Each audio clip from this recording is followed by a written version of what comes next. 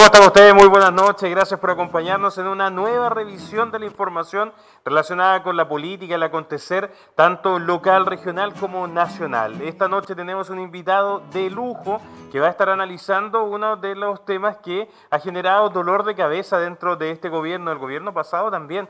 ¿Qué es lo que sucede con las AFP? ¿Cómo funcionan? ¿Cuáles son las líneas de protección que tienen justamente estas instituciones? Y en la cual nuestro país ha servido como verdadero conejillo de India porque han exportado además a otras naciones la forma en la cual nosotros debemos tributar mensualmente y qué es lo que se hace con los dineros, cómo puede resultar ese negocio tan importante, donde además una gran cantidad de personeros relacionados con la política han sido parte de los directorios, ocupando altos cargos dentro de los mismos. Pero no debo pasar por alto la carta de presentación de este invitado de lujo. Vamos a ver entonces quién nos acompaña. Es trabajador de la salud municipalizada, paramédico de profesión, trabaja desde 1983 en la comuna de Colbún. Además, ex dirigente nacional de la Confederación de Trabajadoras y Trabajadores de la Atención Primaria de Salud Municipalizada, dependiente de los servicios de salud. Tiene relación, y vamos a ahondar un poco también con eso, con la coordinadora de defensa del Maule Sur. Y además es integrante de la coordinadora No Más AFP en Linares. Ya lo vemos en imágenes. Manuel Cofre Aguilera, muchas gracias por acompañarnos. ¿Cómo estás? Buenas noches. No, muy amable, muchas gracias a ustedes, primero también al canal por la invitación y la presentación, claro, muy rimbombante para uno que nosotros partimos como siendo obreros de la salud y a través del desarrollo que tuvimos en nuestra carrera funcionaria pudimos terminar como técnico y esperamos jubilarnos como técnico en salud como paramédico. Manuel, bueno, usted presenta una carrera que para nuestra época es bastante llamativa, desde 1983 en la misma comuna desempeñando sus labores en Colbún. ¿Cómo ha sido toda esta evolución desde que inició hasta el punto que estamos ahora? Bueno, eso se da porque justo en los 83 yo tenía otra profesión antes y trabajábamos acá en Linares en comercio y viene la crisis de los periodos del 80 donde fracasan muchos emprendimientos en ese momento y mi empresa terminó, se redujo, tuvimos que irnos a Talca a trabajar y bueno, en ese tiempo todavía estaba soltero, no tenía obligaciones tanto como mis compañeros de trabajo que teníamos y decidí no irme, me quedé acá y en eso buscar dónde trabajar voy a buscar las faenas de Colbún, un trabajo mientras pasaba este tiempo y me encuentro con esta posibilidad de trabajar en la Municipalidad de Colbún, en el Servicio de Salud en ese momento y de ahí, bueno, diferentes cosas de la vida también y ambiciones personales en el sentido de desarrollarme en la salud me permite quedarme ahí donde he tenido un trabajo que puedo decir que ha sido muy placentero a pesar de todo lo que podemos decir que también tiene sus riesgos, sus malos ratos, pero ha sido muy placentero y ha sido muy corta esa vida laboral. Este currículum ya habla de una personalidad entregada a las problemáticas de las demás personas. No solo representa sus inquietudes, sino que también de decenas de otros ciudadanos que muchas veces no pueden elevar la voz, no saben dónde poder hacer ver sus problemas. ¿Cómo ha ido naciendo, cómo surge el movimiento No Más AFP, esta corriente ciudadana dentro de Linares? Bueno, primero parte yo, desde el punto de vista de mi gremio, era dirigente en ese momento de la Confederación de Trabajadores y Trabajadoras de Atención Primaria, Cotrasam APS, que es una confederación nueva, que tiene 11 años, hace pocos días celebramos. Y en el Congreso de Valdivia, de No Más AFP, también asistimos y después llegamos a Linares en el Colegio de Profesores, junto con personal del Colegio de Profesores, de la CUT en ese momento también, del Centro Cultural Viva Sarte, de acá del barrio Hierba Buena, vecinos, unas colegas de retiro también, y así se formó la coordinadora a quien quiero saludar también, a Aurora Lagos Villar, que éramos coordinadores paritarios, y ella llevó el tema femenino y entre los dos nos pusimos a levantar esto por orden del mandato del gremio también, que tenía que los trabajadores involucrarse en su tema previsional. Y acá surgió y se fue dando y hoy día estamos en esta lucha y seguimos porque el mandato es eso. O sea, nos preguntarán, pero ¿cómo es la estructura? No tenemos una estructura. Las estructuras son las estructuras verticales son las que terminan muchas veces con el movimiento sindical, cuando se pelean los cargos, quién es presidente, quién es tesorero, quién es secretario. Cuando vemos, por ejemplo, las elecciones de la CUT, donde dice un partido político, la Democracia Cristiana se queda con la secretaría, el Partido Comunista se queda con la otra, entonces, bueno, ¿y qué trabajadores tenemos? Esas cosas acá las dejamos de lado, participa gente de los partidos, participan todos, todos tenemos nuestros derechos políticos, sociales, morales, religiosos. Pero la coordinadora tiene una gracia que entre los dos coordinamos las acciones que hay que hacer y todo, quien va a las marchas, quien va a las acciones, pasa a ser vocero y tiene la labor de difundir lo que ahí se escucha, de decir los problemas que tenemos con la previsión en este momento, que es lo que nos complica. ¿Qué es lo que sucede con las AFP? Muchas veces lo hemos visto en otros canales de televisión donde aparecen expertos rimbombantes hablando en términos difíciles, como decía la abuelita, pero en sencillo, ¿cómo es el negocio que tienen las AFP de los cuales nosotros estamos obligados por ley a tributar mensualmente? Bueno, nosotros como coordinador también nos dedicamos a lo que usted nos acaba de decir. Siempre este país en general es manejado por expertos. Y muchas veces los expertos nos comemos, como se dice vulgarmente, este discurso de que quien tiene más pergamino supuestamente lo va a hacer mejor y quien tiene menos estudio y menos experiencia, y no es así muchas veces. Y ahí nos damos cuenta porque el sistema de AFP creado en los 80 es el andamiaje que permite que el modelo de desarrollo chileno haya tenido el éxito que tiene, porque ocupa la pensión, el 10% que nosotros tributamos para nuestras jubilaciones, van a grupos económicos que hacen su trabajo y también el retorno, ahí vamos a conversar esa diferencia. Pero eso ha permitido porque es un ahorro forzoso, el cual por ley nosotros no podemos disponer de esos fondos. Extrañamente se ha podido hacer, entonces creemos que toda esa parafernalia que se armó cuando figuras de la televisión, podemos recordar, nos decían que había que cambiarse y todo, por un lado, y por otro lado también los trabajadores del sector público, porque nosotros pertenecíamos al mismo sistema que tienen las Fuerzas Armadas hoy día. Eran 25 o 30 años de servicio y nos jubilábamos con el 70% del sueldo. Y nos pareció muy extraño que en esa fecha hubiera una cantidad de trabajadores que quedaron a resguardo, que son todo lo que es hoy día las Fuerzas Armadas, que tienen su sistema y siguen con él. Entonces, y por otro lado se hizo una campaña muy fuerte de desprestigio del sistema anterior, que también tenía sus bemoles. Por ejemplo, el seguro obrero era muy malo, pero estaban las cajas bancarias, las cajas de ferrocarriles y la otra que también tributaban muy bien. Y acá en Linares nosotros podemos recordar, y aquí a una cuadra y media hay unos edificios y son los empleados particulares. Entonces le digo, oye, esto se construyó con plata de las pensiones de los trabajadores de la caja de empleados particulares. Ferrocarriles construyó otras cosas. Poblaciones de acá, como la población Frey, también fue fruto de la construcción de esos recursos, porque en ese momento el Estado ocupaba eso y después lo devolvía con un cierto porcentaje a los fondos de estas cajas y también del seguro. Y eso es lo que queremos nosotros poner en valor también, porque después de este andamiaje que se construye, que se instala en el sector público, algunos pueden sentirse heridos con lo que voy a decir, pero a sangre y fuego, porque en el caso de nosotros, el alcalde de turno nos dijo en ese momento que el día viernes, nos informa que el día martes va a ir un funcionario de una AFP en particular para hacer los trámites, que le había llegado la orden que tenían que cambiarnos nosotros al nuevo sistema. Y bueno, con el correr del tiempo hay anécdotas que son sabrosas. También nos dimos cuenta que quien realizó el trámite era cuñado del alcalde. Entonces esto no es nuevo, esto ya viene desde el inicio. Y así los obligaron a cambiarnos. Algunos ya estábamos cambiados porque trabajamos en el sistema part-time también, porque usted conseguía un talonario en una AFP, ¿sí? Y se iba por los campos inscribiendo personas y le pagaban una cierta cantidad. Así fue como se consiguió cambiar a mucha gente. Y por el otro lado, la promesa de la televisión de tener un retorno del 100% de los ingresos, y además que permitía bajar la carga bajar la tributación mensual de nosotros. Porque además el sistema antiguo era muy alto, era casi un 30%. ¿Cuánto era? ¿27?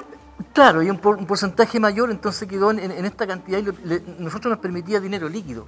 Y el trabajador, cuando tiene dinero líquido, o sea, obviamente ni siquiera es preguntar, es tomar el dinero. Y en esos tiempos de una crisis como la que tuvimos, como la que pasamos, y que los trabajadores sacaron adelante, eso hay que decirlo muy claro. Y ahí hay bemoles también que que vamos a conversar el domingo porque muchos no se acuerdan. Y eso es bueno, hacer memoria tiene que ver con cómo nosotros nos obligan a cambiarnos bajo las Fuerzas Armadas. No hubo un plebiscito, era a contar del martes se cambian todo. Y le puedo contar que en mi trabajo, la jefa, que es una enfermera, le pidió al alcalde que el chofer de la ambulancia que teníamos en ese momento, que era un chofer, no se cambiara porque era el de más edad, para ver cómo era el sistema. Este colega falleció, pero cuando él se jubiló tenía una pensión mejor que la que tenían sus colegas. Claro. Cosas de la vida. Pero me gustan estos antecedentes cuando hacen rememoranza de situaciones, por ejemplo, lo forzoso que fue durante el periodo de la dictadura. Con el retorno a la democracia, y si nosotros sacamos la cuenta, hemos pasado más tiempo en democracia que en dictadura. Los gobiernos de derecha han sido los de Sebastián Piñera 2 veces. ¿Qué es lo que ha pasado con los otros presidentes y la conciencia social que tienen y el compromiso con los ciudadanos? Porque no ha existido la voluntad de ellos para poder modificar esto. Ahí es donde entramos en conflicto y algunos coinciden conmigo, pero yo creo que hay que ser muy claro. Los gobiernos democráticos, después del retorno a la democracia, lo único que hicieron fue administrar el poder. Todavía siguen administrando, o sea, se lo cambian la derecha y la izquierda, pero sigue con el mismo modelo. Mientras eso no cambie, vamos a seguir con los mismos problemas que tenemos. Hay discrepancias porque algunos políticos se sienten cuando uno toca, porque ahí aparecen la ideología, el compañerismo, el someterse a la lógica política partidista en ese sentido. Pero las cosas son súper simples, o sea, no se ha cambiado el modelo. Y mientras eso no ocurra, nadie puede decir que, bueno, se hicieron reformas que para algunos en su momento pensamos que eran para bien, el caso de los multifondos, pero hemos visto que es parte de la misma destrucción del sistema previsional que tenemos. Por otro lado, también las reformas del presidente Lagos, que en un momento también se agradecieron, no han sido. Se ha reformado el sistema, incluso hay estudios que dicen que se ha empeorado a comparación como estaba al inicio. Favoreciendo a los que están detrás de estas AFP. Pues. Bueno, con el proceso democrático se supone que la democracia iba a proteger a los trabajadores y hoy día nos damos cuenta que claro, nos protegieron, pero nos desprotegieron a la vez frente al modelo de desarrollo que tenemos, que es un modelo que está basado en un ahorro forzoso, que lo hacen los más precarios. Porque aquí, ¿quiénes son los que tributan a la AFP? Los que ganan el sueldo mínimo. Claro. Entonces yo les pongo de ejemplo, digo, mira, las personas que ganan el sueldo mínimo, 350.000 pesos, una cosa así, mensualmente son 35.000 pesos. Y yo en ese sentido no tengo temor en decirlo. Por ejemplo, el señor Luxix, que él debe ganar unos 1.000 millones mensuales y que está bien que se los gane, aunque sea con nuestra plata, claro. Que la ministra nuestra plata, pero está bien, la ganancia es de él. La delegada también gana un sueldo importante, sí, la gobernadora regional, el presidente de la República, los senadores, los ministros, los asesores. Muy buen punto ese. Y ganan también una cantidad de millones importante, aparte de estos empresarios que siempre los demonizamos, pero tenemos otros demonios chicos que se van manteniendo en los gobiernos. Sí, pero es bueno, ¿por qué le pongo esto? Porque resulta que nosotros hablamos de un sistema solidario. Entonces, por ejemplo, quien paga el sueldo mínimo, quien gana el sueldo mínimo, son 350.000 pesos, pero es la gran masa laboral. Pero, por ejemplo, este caballero que puede ganar los 1.000 millones, que yo estoy de acuerdo en que los gane, aunque, insisto, sea... Pero él no deposita los días 10 100 millones de pesos con la promesa que se los devuelvan cuando él tenga 105 años o pueda haber fallecido. Claro. Hay un límite que dice que más de 2.600.000 no se puede imponer. Y ahí caen los sistemas... Estos como los ministros, el presidente, los caen dentro del máximo que imponen corresponde. También. Imponen, pero tienen un máximo de más de 2.600.000 más... Lo favorece a todos. A la clase política. Entonces muchas veces nos preguntamos por qué de la clase política no hay esta respuesta que usted me preguntaba con este retorno a la democracia, donde a nosotros nos piden el voto para resolver nuestros problemas, pero claro. Eso dura hasta la campaña, porque aquí mismo nos damos cuenta que se prometen cosas que al otro día de la elección, en cualquier tipo de elección, cuesta mucho. Y hay autoridades que asumen y de repente asumen sus cargos, y algunos muy decentemente, y otros en otros poderes del Estado que vemos que no nos favorecen. Me gusta un término que utiliza obrero, no trabajadores, porque además deja entrever esa mirada que tiene compromiso social con la gente. Y además sale esto del demonio grande que gana 1.000 millones con otros demonios chicos que ganan una cantidad de plata también impresionante, con dieta, con beneficios que el común de los mortales no tiene. Y los demonios intermedios. Y aún así, los trabajadores, los obreros, somos los culpables de incluso la inflación. ¿Qué es lo que sucede entonces? ¿Cuál es la historia, el relato que se nos está vendiendo a nosotros como gente común y corriente? Bueno, ahí hay varias tesis, yo no soy experto. Yo no tengo la experticia académica, no tengo en mi casa colgado ni en mi oficina, porque no tengo oficina, un MBA o una pasada por la Universidad Complutense de España o por Harvard, que es lo que avala en Chile las mayores aberraciones muchas veces económicas que se producen con los trabajadores y sobre todo con los obreros. Y por otro lado, como clase trabajadora también perdimos, porque desde el Código del Trabajo fue sacada la palabra obrero, porque producía una descompensación y quedó la palabra trabajador. Pero aún así, nosotros mismos hoy día vemos que ya en el supermercado no dice trabajador del mes, dice colaborador del mes. Y trabajador es quien trabaja por un servicio y se le recompensa con su sueldo, con su salario. Y un colaborador es quien colabora. Entonces hoy día cuando los trabajadores pedimos muchas reivindicaciones, bueno, pero si ustedes colaboran, son colaboradores, somos socios. O sea, el modelo económico a los trabajadores también nos ha puesto en un nivel de competencia, de individualismo, ¿ya? Porque eso fue lo que hizo el sistema de AFP, cuentas individuales, entonces nos separó. Y cuando la clase trabajadora se divide y se separa, no tiene ningún poder de compensación sobre el poder político, económico, social, moral o religioso. Siguiendo con la misma línea, ¿cuál sería entonces el mejor sistema de pensiones que podríamos tener? Algo como lo que se está sugiriendo, donde vaya todo un fondo común, la fuerza trabajadora pague la pensión de los jubilados y así se van renovando.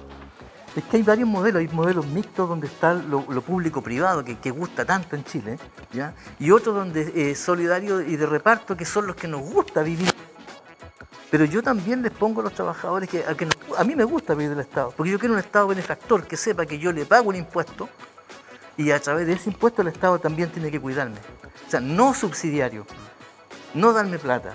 Y aquí muchas de las empresas gigantescas que tenemos ocupan subsidios del Estado. Por ejemplo, aquí en la región, en el Maule, el tema del riego público, ya que le entregan subsidio de riego. ¿A quién se lo entrega? A las personas que tienen mayor porcentaje de hectáreas. A los pequeños no, porque supuestamente no dan tanto trabajo. Entonces hay un montón de mitos, leyendas que se han hecho legales, han sido proyectos de ley.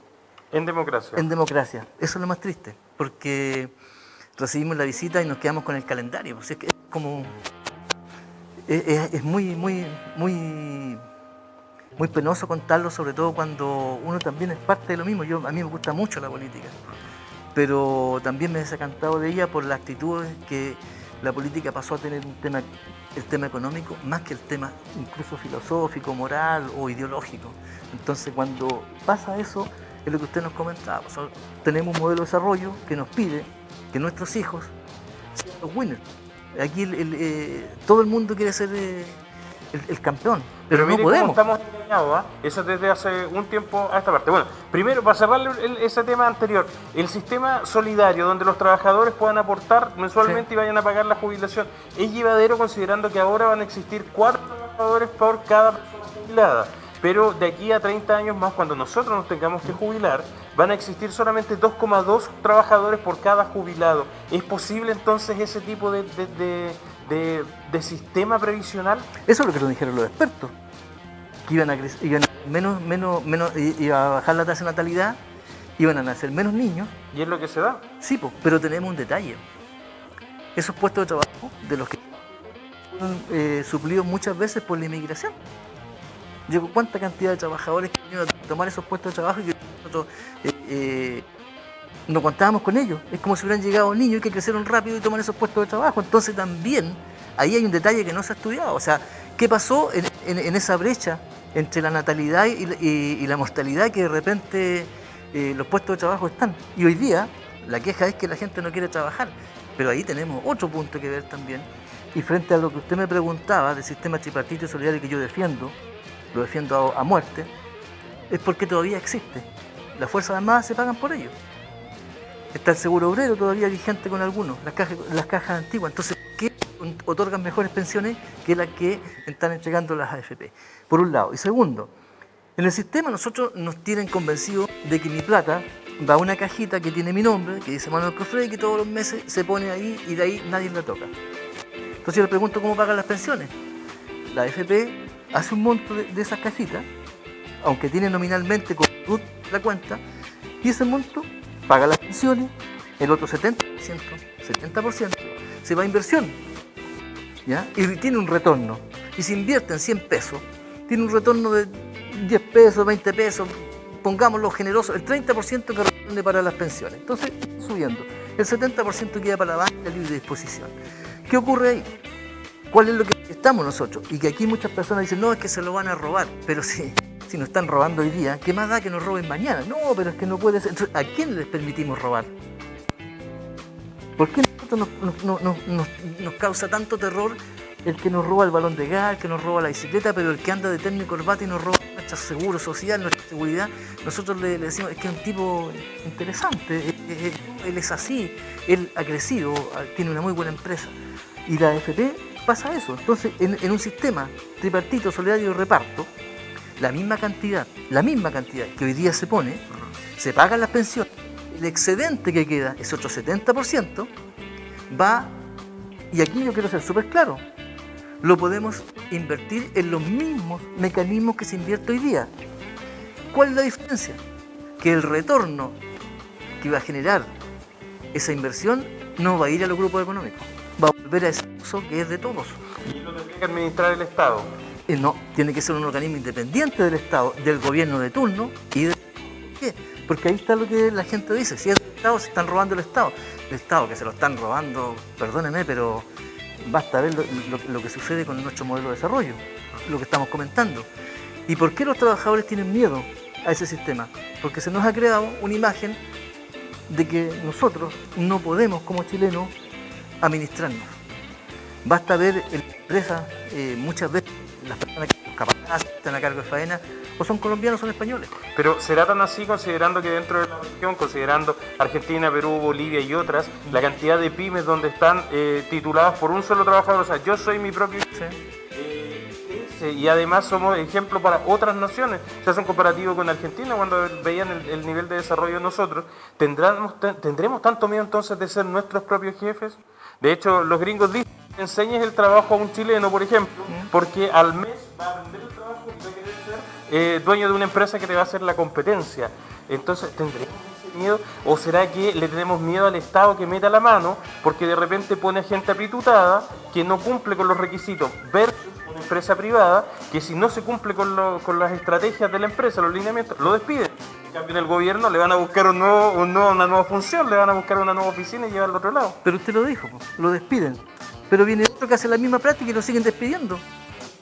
Entonces la práctica se repite. Ahora, claro, en Argentina, por ejemplo, nosotros estamos acostumbrados a compararnos con Venezuela, con Argentina, con Bolivia. ¿Por qué no nos comparamos con Dinamarca, con países grandes que nos gustan? Nosotros estamos metidos en la OSDE. Es como un poblador, y pido respeto también por la palabra que voy a utilizar, es como si un poblador de una población perteneciera al Club de la Unión. Obviamente no nos van a sentar en el primer lugar, porque no tenemos el Club de la Unión ni tenemos los recursos económicos de los demás socios. Pero nos gusta estar ahí, o sea, nos gusta estar en ese asiento. ¿Y eso qué nos pasa? Estamos metidos allá y, por ejemplo, en temas laborales, hemos aceptado el vivir a ese nivel, pero no hemos firmado aquí, no cumplimos dentro de Chile las medidas que se le piden allá en materia medioambiental. En otros países es muy fuerte de multa. Acá no, paga la multa después que usted cometió el error. Allá se paga antes. No, pues entonces vamos, oye, pero es que ¿cómo vamos a demoler el edificio? Si... Entonces, eso es lo que hace que nosotros, como trabajadores, digamos, frases, por ejemplo, no, es que siempre ha sido así. Una, es que no vamos a poder porque son muy grandes. Es que el tipo tiene mucha plata. Es que viene de una familia poderosa.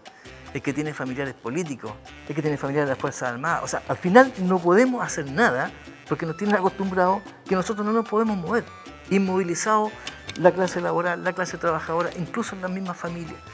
Ahora, la comparación con Argentina, sí, se exportó a Argentina el sistema. Pero se terminó cuando se dieron cuenta que no era lo que aquí nosotros creemos que esta publicidad que nos dice que somos los ingleses de América, que tenemos tantas cosas, pero al final nos damos cuenta que hoy día con esta crisis mundial que tenemos, después de esta pandemia que nos permitió, entre otras cosas, porque también hay que ver el lado positivo de lo malo, nos permitió estar encerrados en nuestras casas, nos permitió dejar de consumir muchas cosas, nos privó de la libertad. Y muchas personas reaccionamos, unas más que otras, y nos dimos cuenta que lo importante no es el modelo económico, es el mantenerse con vida. Me sirvió de experiencia.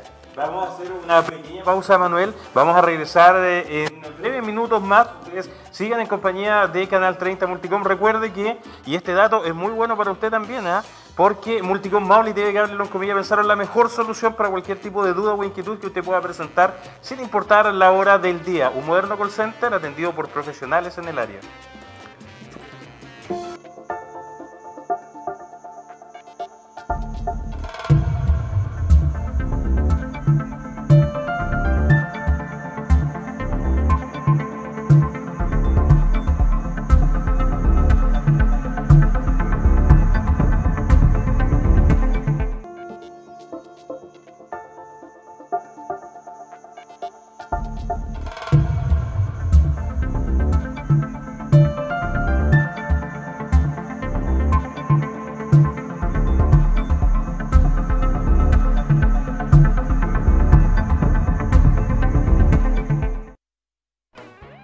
Ya estamos de regreso, de verdad muy interesante la conversación, a ratos más apasionado obviamente porque tenemos que ir mostrando los lados, el lado bueno y el lado malo, de izquierda a derecha aquí caen todos por igual, siento yo. Lo invito ahora a tratar un tema bastante más polémico, el actual gobierno, la figura del presidente Gabriel Boric y también de los ministros que se habrán dado vuelta a la chaqueta, pero antes quiero invitarlo a revisar un material que tenemos de apoyo de declaraciones que usted dio a un medio local bastante interesante también.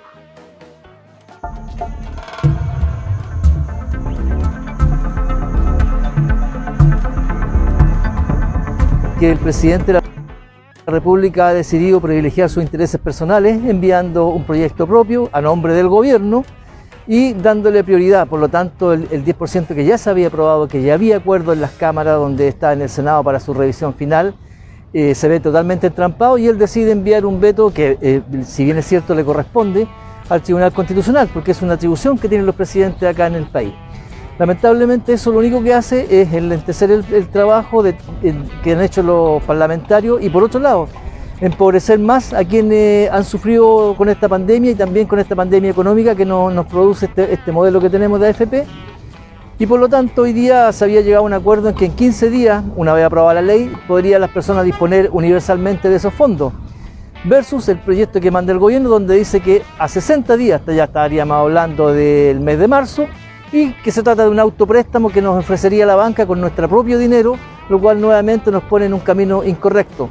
También tenemos que decirle que en estos días hemos conocido el interés del señor Piñera, en este caso, al ver la triangulación de dinero que hay con la AFP Habitat, donde él tiene intereses, y también queremos destacar algo muy claro. En el proyecto de gobierno nosotros tenemos que pagar impuestos por esos dineros que son propios. Y destacar que el señor Piñera es un empresario que tiene en paraísos fiscales todas sus ganancias, por lo tanto él paga tributos en otro país. Entonces con esa misma mentalidad y con ese mismo carepalo le decimos nosotros desde Linares, señor Piñera, tribute en Chile, tenga AFP en Chile, sea un buen patriota, pague aquí sus impuestos y no a los más pobres, a los más desprotegidos, a los que ganamos el sueldo mínimo. Usted nos meta la mano a la cartera y se apropie de nuestro dinero nuevamente, porque hoy día el 10% que queremos es nuestro, nos pertenece, hemos trabajado para ganarlo.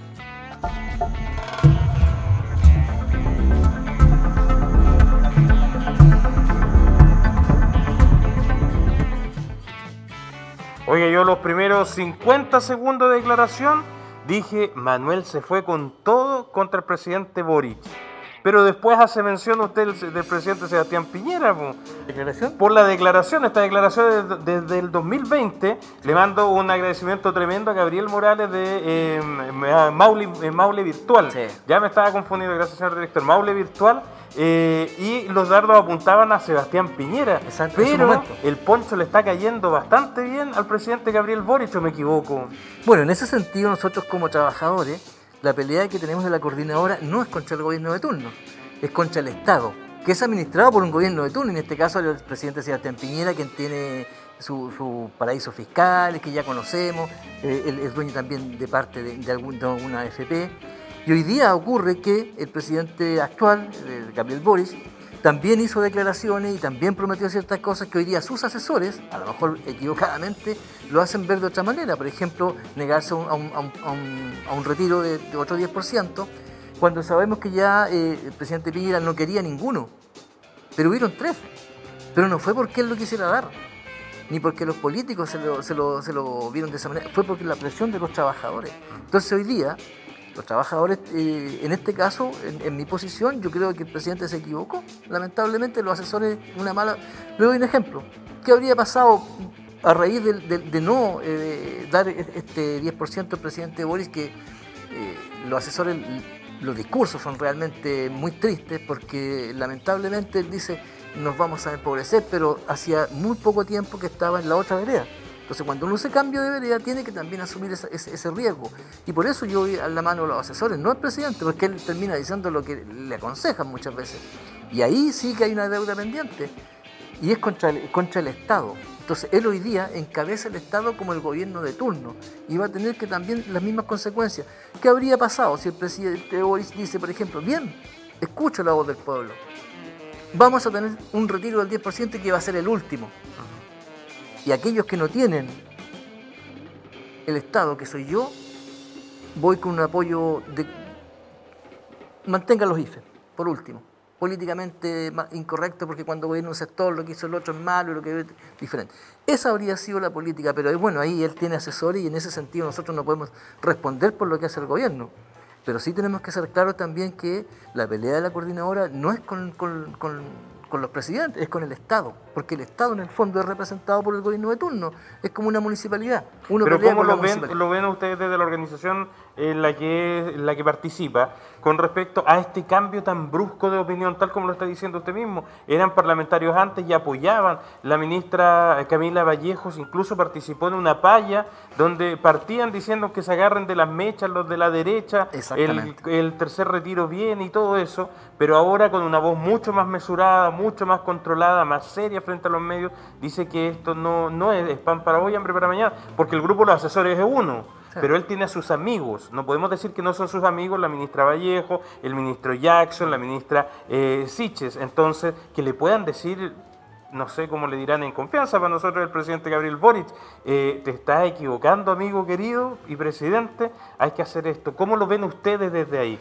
Bueno, a nosotros nos llama mucho la atención la figura del ministro de Hacienda y de la presidenta del Banco Central, porque nos dieron un discurso donde él en el Senado defiende ferozmente el tema de que no se entreguen los dineros. Incluso está en discusión todavía el retiro que el gobierno pretende instalar, porque no está, hay un sexto retiro que está también en discusión, que se va a poner prontamente, posiblemente. Y ahí yo digo lo que le acabo de decir, mencionar, ¿por qué? Porque es muy pronto para cambiar una visión completamente a muchas personas, a muchos obreros que no tienen la formación política, que no tienen la formación sindical tampoco, y que ven lo que usted nos acaba de decir, que se dan vuelta de carnero. ¿Por qué? Porque la política tiene eso. Cuando son dos sectores los que gobiernan, obviamente que lo que hizo el otro lo va a encontrar malo, pero una política de Estado, y que es lo que apelamos nosotros, que tiene que ser el sistema de previsión, tiene que pasar por sobre los gobiernos, y los gobiernos tendrán que ver que ellos tomar la decisión. ¿Sigo con la política de Estado o la cambio? Hoy día, ¿a qué vamos? A un nuevo modelo de desarrollo. Pero nadie, porque hay un tema, y que lo han tenido todos los presidentes desde que retornamos a la democracia. Nosotros no evitamos plebiscitos, nos evitamos discusiones. Basta que el presidente, la presidenta en su momento derogue el decreto 3500 y cree un nuevo decreto que diga en 2 años, por ponerle un plazo, ya que nos ponemos plazo, se creará un sistema de AFP que será discutido lo que usted quiera. Voluntad pero política. No lo han hecho. Volvemos al mismo origen, voluntad política. Exactamente, y ahí nos llama porque la figura del ministro de Hacienda fue fundamental para que el presidente lograra el triunfo. Una vez que instaló un ministro de esa condición, como el señor Marcel, la confianza de los mercados, que ahí es otra cosa que yo no entiendo muchas veces, y se lo voy a explicar porque yo no soy técnico, pero me llama mucho la atención que haya ido a Estados Unidos a decir que la confianza en Chile, ya acá la cosa, es como que nos dicen, en Chile ya arreglamos la cosa, la tenemos manejada, vinimos con la señora del Banco Central, así que vayan a invertir, y además tenemos que hacer un esfuerzo para juntar una gran caja para ir en ayuda de Ucrania. ¿Y nosotros que tenemos una guerra propia acá entre el tema previsional, entre los temas sanitarios, entre los temas laborales. Es que ya votamos, pues. Ya votamos, vamos a hacer preocupación cuando termine el gobierno y cuando tengan que ir a pedir votos nuevamente, ¿no? Obviamente que eso es lo que la gente nos dice. ¿Y qué le decimos nosotros? Bueno, sigamos lo que estamos haciendo, vamos por un nuevo sistema previsional y que tiene que ser un sistema previsional como el que estamos viendo, porque ya las cifras no les calzan para que nos sigan mintiendo. Si hoy día hay diputados y senadores que ya no tienen un discurso, usted lo mencionaba, algunos tienen relación de conflictos de interés porque estuvieron a cargo de AFP, fueron gerentes, tuvieron la superintendencia, entonces conocen el sistema. Jimena Rincón, de los vigentes, Jimena también. Rincón, ¿sí? La senadora lo tuvo que aclarar, de hecho, en alguna de sus redes sociales, diciendo, bueno, yo fui parte porque la gente se lo encaró también.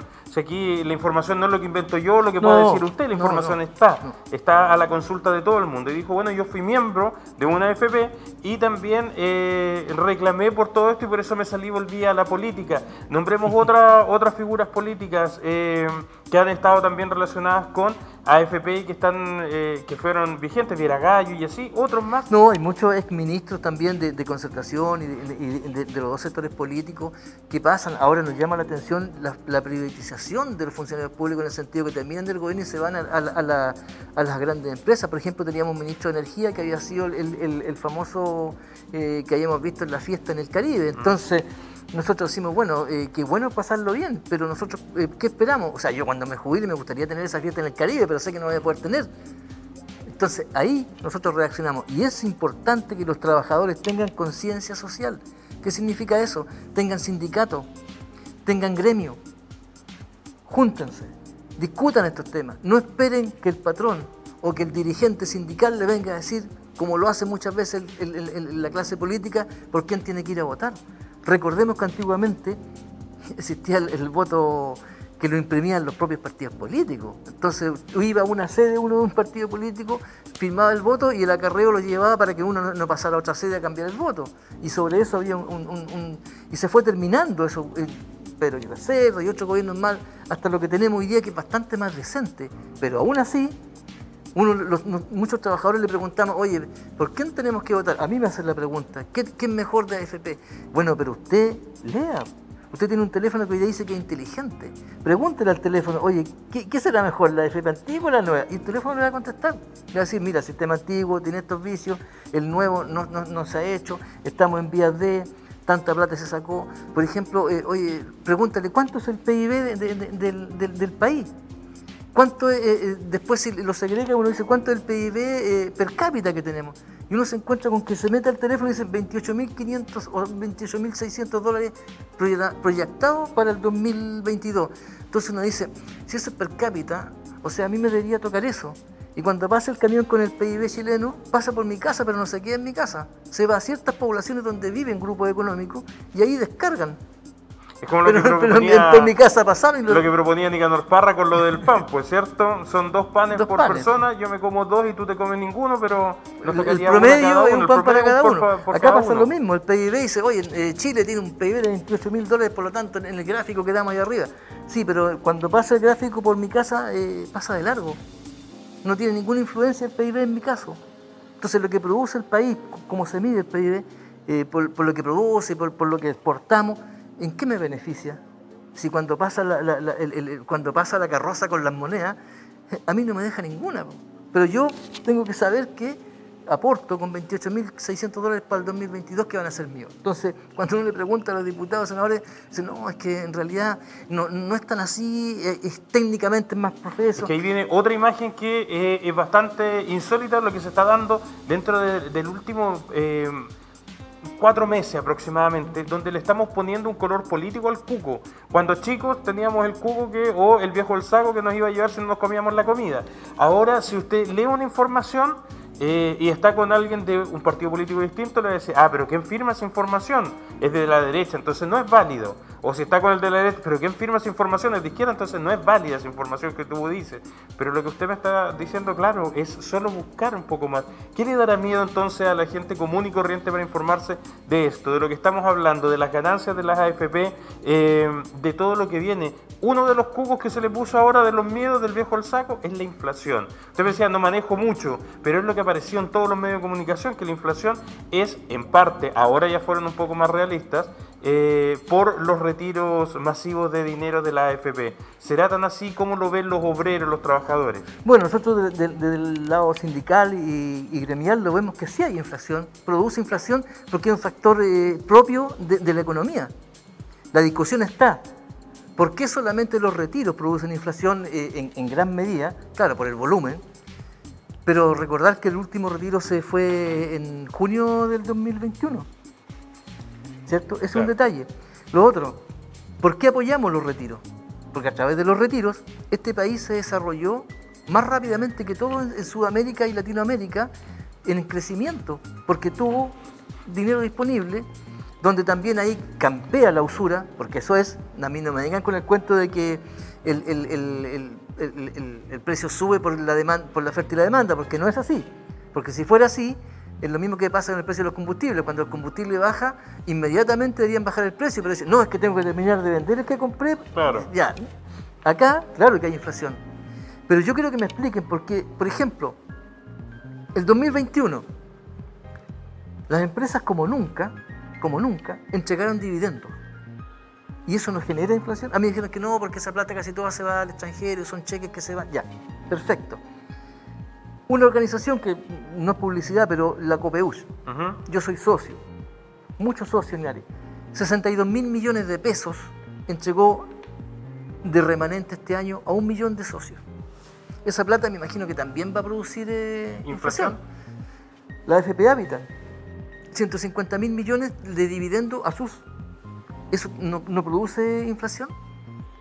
Toda esta plata que se ha perdido también en otras instancias del Estado, miles de millones de pesos, ¿no producirá inflación? Pero vamos a los otros demonios chicos, por los que nombrábamos, los sueldos millonarios de los ministros, de los asesores, de los diputados, de los senadores, de tanta autoridad que hemos creado ahora, porque tenemos autoridad sobre autoridad, tenemos gobernadora regional y tenemos delegados provinciales que no han cambiado. Esos sueldos millonarios junto a todos los asesores que tienen, ¿no generan inflación? ¿Cuánta plata se le está pagando a todos estos representantes políticos? Bueno, ahí tenemos un detalle, sí, ¿eh? En el caso, por ejemplo, de la gobernadora regional y de la delegada presidencial, ellos vienen a ocupar los cargos que ocupaban los gobernadores y intendentes. Pero es platita que reciben igual, los sueldos... Pero no se duplica. Es la misma. No es el mismo sueldo. Sí. Cada una recibe su bolsita de sueldo, a eso voy. Pero si sumamos la cantidad de millones desde ahí hacia abajo, ¿cuánta es la plata que está entrando al mercado, que se le está entregando a cierta cantidad de trabajadores? ¿Y la inflación? Y no genera inflación. A mí me llama mucho la atención. El otro día mismo, donde está usted sentado, estaba Rodrigo Hermosilla. Y yo le decía, ¿sabe que yo fuera presidente de la República? Hubiera entregado el 10% y lo hubiera dicho a todos los políticos que dependen directamente de mi gobierno: chiquillos, vamos a apretarnos nosotros el cinturón y vamos a ganar durante el tiempo para poder amortiguar los millones que le entregamos a la gente de la AFP, que la AFP le entregaron, no nosotros. Vamos a ganar 2 sueldos mínimos, 3 sueldos mínimos o 4 como máximo, y ahí se hubiera generado un impacto positivo en la economía en primer lugar, y en segundo hubiéramos sabido quiénes son servidores públicos y quiénes son políticos, porque ¿quién se hubiera quedado trabajando por 4 sueldos mínimos, 1 millón, si ganan 8 o más? Dos mitos. Primero, hay un proyecto que está en el Parlamento y duerme, porque ahí los proyectos duermen muchas veces, y sobre todo en el Senado. ¿Ya? El Senado sí aprueba más proyectos que la Cámara de Diputados. Obviamente que sí, porque tienen la obligación. A ellos les llegan listos, pero los otros importantes duermen. Y tenemos ejemplos. Ahí hay un tema, ¿por qué? Porque está el de bajar los sueldos a los políticos, y que ellos mismos no se aprobaron.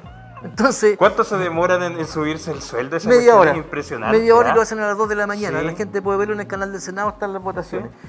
Otro punto bueno, ese también, la inflación que genera esa grande, pero no solamente el sueldo político, sino todo el flego que significa el que funcione el Congreso. Porque hoy día tenemos, por ejemplo, se ha hecho un festín con los constituyentes, en el sentido que ahora quieren asesores, pero en el Congreso, ¿sabe cuántos asesores hay? ¿Cuántas personas trabajan por cada parlamentario? Eso también la gente debe saberlo, debe entender, o sea, es un sistema político. Ahora, obviamente, nosotros deberíamos tener un sistema mucho más acotado, o sea, unicameral. ¿Para qué queremos 2 cámaras que nos van a demorar años y que lo sacan muchas veces en el juego político de los sectores? El que tenga mayoría en una cámara dice, bueno, van a llegar aquí vamos a tener que... Pero porque nuestra mentalidad frente a eso, dígame si no es básica, por decirlo de alguna forma más correcta. Queremos un sistema unicameral y vamos a formar nuevas organizaciones a nivel de gobiernos regionales, donde vamos a tener nuevos representantes y nueva gente que va a estar cobrando un sueldo o lo van a hacer de manera voluntaria. Mire, yo en ese sentido, frente a la danza de millones que se roban en este país, no me fijaría tanto en eso, porque por lo menos... ¿Es un mal menor, dice usted? No, por lo menos vamos a tener a políticos que van a dormir en la región. Por lo ¿Ese menos. es el consuelo que vamos a tener? El consuelo que nos va a quedar más cerca para ir a protestarle, a decirle en su cara las cosas que pasan, porque aquí hay personas que de repente se sienten mucho cuando uno les dice, oye, a ustedes lo eligieron para que determinen, no para que digan, bueno, en realidad yo voy a entrar en un periodo de reflexión, por lo tanto yo no voto. No, pues si ustedes me tienen que decir si el proyecto es bueno o es malo, no es que me abstengo. Entonces hay una ingeniería política que los trabajadores no conocemos, en la cual, porque ¿cómo es posible que un presidente de la República salga diciendo vamos a presentar un proyecto porque tenemos los votos suficientes para aprobarlo? O sea, ¿qué me está diciendo a mí? Que ya negociaron y que tienen, por ejemplo, en el caso del proyecto del 10%, vimos la discusión completa. Los primeros 10 diputados que hablaron, todos votaban a favor. Claro. Pero cuando fue la votación general, bajaron y no se aprobó. Entonces, el discurso para la galería, donde nosotros le ponemos en la red, ese es mi candidato, pero después cuando votan, dice el resultado de la votación, bueno, ¿y qué pasó? O candidatos de un sector político que se definen izquierda, derecha, votan aliados con el contrincante que recién le estaban tirando toda la mala onda y después terminan... Entonces eso nosotros como trabajadores ya lo estamos conociendo más de cerca, a través de los sindicatos, de los gremios y de organizaciones que están transmitiendo esto, y hoy día los trabajadores, y por eso lo insisto, los trabajadores tienen la herramienta en la mano para saber cómo funciona el Senado, cómo funciona la Cámara de Diputados, y frente al unicameral, claro que puede ser una medida muy efectiva, pero además los grandes daños van a ser para el linaje político, porque resulta que si nosotros revisamos la Cámara y el Senado, y nos damos cuenta que hay un parentesco pero infinito, donde por ejemplo el yerno, el suegro, los cuñados, claro, son todos parlamentarios, pero ¿y qué pasaría si por ejemplo hubiera una ley que dijera que solamente uno por familia podría ser representante? Y lo más interesante de que si lo juntamos en el asado del día domingo, son familia, están casados y de izquierda a derecha. Sí. Sí, es que esa es la parte más entretenida que tiene la política. Pero ¿quiénes terminan peleando? La gente como usted, como yo, en la calle, común y corriente, porque finalmente nuestras autoridades políticas hacen serie de espectáculos solamente para las cámaras, porque se apagan las luces y siguen siendo tan amigos como siempre. Bueno, la política es un poder del Estado, y cuando hablamos de poder, el poder se pelea en los gremios, se pelea en los sindicatos, se pelea en la Junta de Vecinos, se pelea en cualquier organización. Por eso las organizaciones que tienen directiva terminan muy fraccionadas. En cambio, las que son representantes paritarios, por lo menos no hay que pelear, hay que trabajar. Y la coordinadora de AFP es, o sea, el que quiera, el que siente el ánimo de que su organización, o su persona, su familia, sienta que es una causa que vale la pena, tiene todo el derecho a ser vocero y transmitir lo que aquí conversamos, y no las cifras, porque aquí se habla mucho de las cifras y se hace, por ejemplo, motes y cosas, tú no sabes nada porque no tienes idea de cifras, pero las cifras a mí no me permiten esta realidad en el ejercicio de decirle, mira, ¿qué pasaba por ejemplo, en las fiestas muchas veces? Terminaba un grupito en una esquina conversando, discutiendo, peleando, claro, porque llegaba el tema de las pensiones, un matrimonio que contábamos así como anécdota, terminaban, oye, ¿qué va a ser de la vida de estos cabros? Oye, ojalá tengan buena jubilación como la tienes tú, porque tú tienes una buena jubilación, sí, pero yo tengo una mala, pero ¿por qué? Y se empezaban a conocer en qué habían trabajado, cuántos años habían y cómo habían jubilado, pero ¿cómo puede ser? Profesores de una misma escuela, uno en cada sistema. Y bastante diferencia. Había diferencia. Hay diferencia entre el sistema antiguo y la AFP. Fuera de cámara yo le preguntaba por quién había votado, no lo voy a develar yo. No hay inconveniente en eso. No. Usted me reconoció que había votado por el presidente Gabriel Boric. Sí. Llevamos poco más de un mes. Sí. Es bastante, yo también soy consciente con respecto a eso de exigir mucho si lleva poco tiempo. Hay algunas medidas que desde el regreso de la democracia que no se han tomado cartas en el asunto, no se han puesto los puntos sobre la I. Pero desde su propia mirada, desde su vereda, ¿cómo analizaría estos primeros días de gobierno del presidente Gabriel Boric? Creo que la instalación del gobierno fue bastante atípica, porque es un gobierno atípico. Hay mucha juventud, Y la juventud tiene esa fuerza de la irreverencia y que en el sistema político tradicional que tenemos nosotros, casi monárquico, donde el rito, la ceremonia, la entrega del mando, el puesto de esto, o sea, hacen una ceremonia tan rimbombante que al final uno queda aturdido, con ganas de pertenecer a esa fronda que está ahí, porque uno dice, pero ¿cómo? Si lo único que falta es que nosotros tengamos monarquía acá. Esa clase política. La clase política se comporta de esa manera, que a nosotros, a muchos nos seduce el pertenecer, pero cuando uno se da cuenta que no tiene el linaje político y no tiene los recursos económicos para sostener una campaña de 600, 700 millones como mínimo, no puede pertenecer a ese club. Se transforma en un club que administra el poder del Estado, así como es también el poder de la Iglesia, el poder también político, el poder judicial, o sea, son poderes del Estado que si uno los ve, para pertenecer a él, un obrero es difícil. Entonces cuando un obrero puede llegar a niveles sindicales y se puede desarrollar, es como cuando uno aprende a leer. Cuando uno aprende a leer, junta las leches. Cuando junta las leches sabe lo que dice en la esquina, pero cuando pasa por el negocio de la esquina no sabe leer, uno espera que o lo llevan o lo manchan. Cuando un obrero llega a esa cúpula de poder, entra en una conversación donde se aprueba un aumento de 6.500 pesos por carga familiar y permite que los ministros a cargo digan que es un aporte directo a la vena de los más necesitados.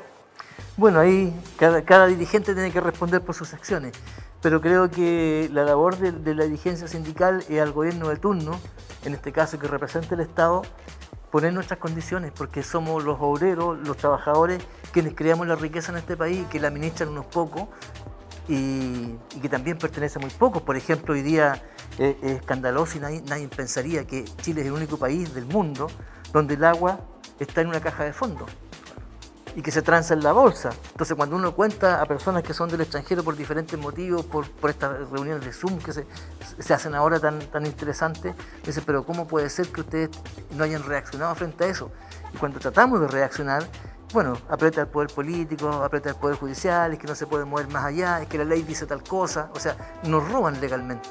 Exacto, existe ese amparo. Manuel, agradezco la sinceridad, la claridad para poder explicar. Nos pasamos por todos los temas, tuvimos varias visiones. Sé que ustedes están convocando a una movilización este día domingo, ¿es así? Sí, efectivamente, la coordinadora no puede dejar en un día 1 de mayo, el Día de los Trabajadores y las Trabajadoras, de no reunirnos. No es un día feriado. Y si es un día feriado no es porque sea domingo, cae día domingo. Pero eso también es porque conmemora, no se celebra, conmemora tragedias relacionadas con trabajadores y trabajadoras. Y si ese día que le ha asignado el día del trabajo a los trabajadores no somos capaces de reunirnos y de ver que tenemos tareas pendientes, creo que no podemos tampoco exigirle a la clase de gobernantes si no somos capaces de dar las luchas. Aquí la única forma de que nosotros podamos salir adelante, y lo decimos siempre en algunos programas que nos invitan y otros que participamos, que los cambios solamente van a llegar desde la calle, porque la clase política está muy cómoda en su sistema, la clase judicial también, el gobierno, todos están incómodos, salvo nosotros, que somos los que tenemos que pagar las consecuencias de decisiones que se toman entre cuatro paredes y que nosotros no somos capaces de exigir. Y el día domingo queremos primero juntarnos con los trabajadores. Lugar y hora. Aquí en la plaza, en un lugar público, a las 11:30 de la mañana, nunca hemos andado escondidos. Las marchas de No Más AFP nunca, siempre fueron al mediodía.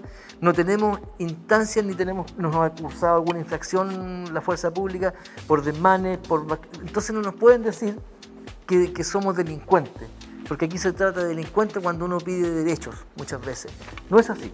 Y también ese día vamos a conversar del trabajo, van a haber algunos trabajadores de los dos sistemas para que comparen esos trabajadores y nos digan cómo jubilaban, cómo es hoy día y qué es lo que esperamos nosotros de nuestras jubilaciones. Y un tema también que es un tema que tiene que ver con la memoria. Nosotros hoy día pensamos que Linares tiene una matriz de desarrollo de servicios, tenemos mucha telefonía, mucho delivery, y queremos vivir del turismo, pero no lo cuidamos ni sabemos tampoco lo que es el turismo muchas veces. No lo cuidamos, digo, porque tenemos lugares muy hermosos y que hoy día son verdaderos basurales. Lamentablemente tenemos que decirlo, somos una ciudad muy sucia en ese sentido. ¿Y cómo podemos atender turistas si no cuidamos lo que tenemos en ese sentido? Y el ejercicio de memoria consiste en que estamos contactando trabajadores de ferrocarriles, de la Llanza, de los molinos que estaban acá, lo que era la empresa de comercio agrícola, de los frigoríficos, porque la fábrica de alcoholes, para que nos cuenten ellos y ojalá puedan asistir algunos, si es que están todavía por su edad, por muchas cosas, en condiciones, cómo era la vida de ese momento, cómo era el trabajo que realizaban y por qué se sentían obreros y no tenían inconveniente. Ojalá también podamos contar con algunos obreros agrícolas, porque hoy día la figura del guaso campea en todos lados, pero tú dices, pero ¿cómo pueden trabajar la tierra y no se ensucian nunca? No, hay una visión distinta como la de los guasos quincheros. Mire, ya me van a retar después por la. No, sí, a mí también me retan hacer, mucho, mucho, pero yo creo que también es muy difícil ver hoy día en un desfile obreros de Ojota, que son los que construyeron este Maule Sur, los que le dieron riqueza también. Y le da el carácter agrícola a nuestra parte de la región. Manuel, agradezco su presencia acá, agradezco la simpleza con la que tratamos todos los temas, además la claridad de habernos acompañado. Así que muchas gracias. Yo quiero agradecerle a ustedes y a quienes nos van a ver o nos vieron, porque muchas veces se ven en diferido. No crean que cuando soy demasiado vehemente a veces para expresarme, es que son muchos años que hemos estado viendo cómo se nos roba legalmente. Y creo que llegó el momento en que los trabajadores también defendamos, porque los trabajadores no nos merecemos lo que no somos capaces de defender.